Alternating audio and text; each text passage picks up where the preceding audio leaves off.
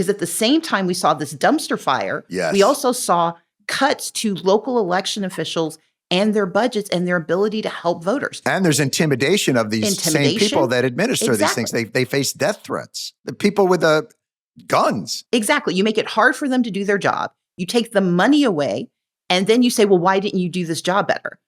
We've got to hold the system accountable, and the system has faces and names, and we know the names because they're on the ballots. So whoever wins the election, they're now responsible for making the next election better. And that's your state legislator, your governor, your secretary of state, it's your county commissioners, if you're in Wisconsin, apparently it's your next door neighbor. It's everyone who has a hand in this. Is there a correlation, Stacey, between how partisan the split is, and let's say, Texas is a supermajority for that. Is there a correlation between that and how unequal access is to the system for voting?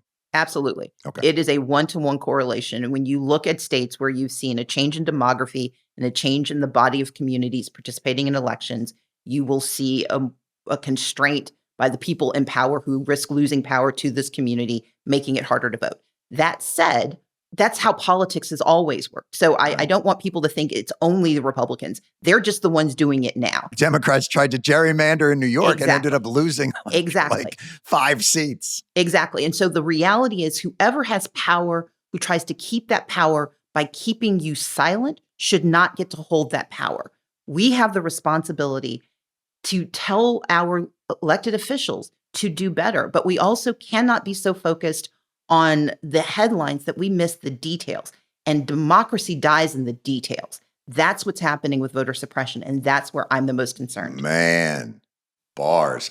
That should be the masthead on the Washington Post. Democracy dies in details.